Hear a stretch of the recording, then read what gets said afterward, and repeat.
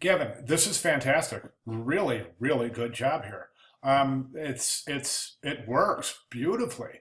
I have a couple of recommendations though, and the one thing I would recommend is that this type right here, you've kind of you've altered the ascenders for the D and the M. I wouldn't do that. I would not mess with the type at all. I see you've also extended the descender there.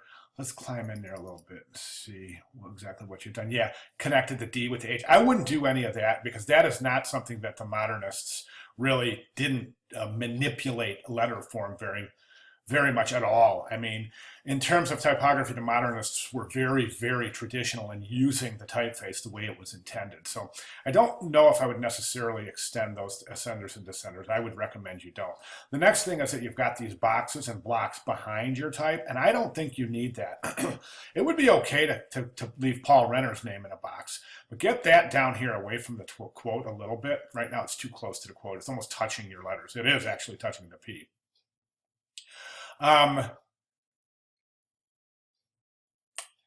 Yeah, other than that, I think that what we would look for here is some left alignment. And the reason I say that is because modernist typography was always left aligned, ragged right. So you would never see this kind of staggered alignment in true modernism. So I would recommend left aligning the quote itself. And then, I think it's okay to see truly modern, timelessly perfect as your points of hierarchy in that there's the scale is larger on those, and that's fine. But I would try to incorporate this type more into the actual composition as opposed to putting it in boxes over the composition. Do you see what I'm saying? Kind of like what you've done here and here.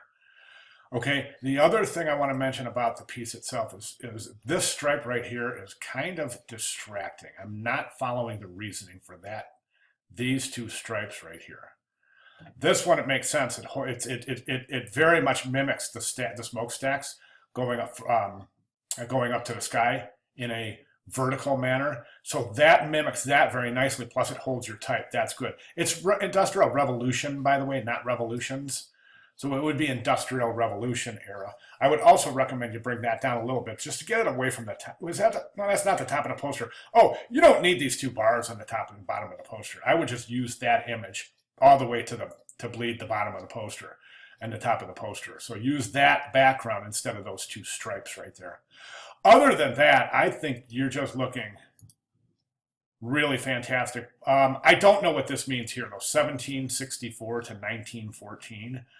That is certainly not the years of the Industrial Revolution. I think you might want to check those years. Also, with that date being right there, it's closer to Paul Renner than it is to the Industrial Revolution.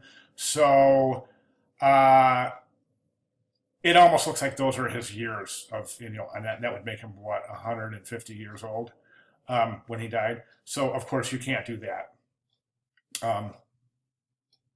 So if that is the date for the Industrial Revolution, check your dates on that and move that closer to the Industrial Revolution.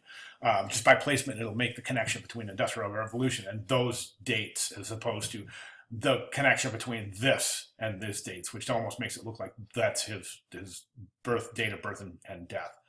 All right, other than that, really fantastic job. I noticed you didn't put your sketches in task 2. So, all right, fantastic. Good job, thanks. Any questions, give me a holler.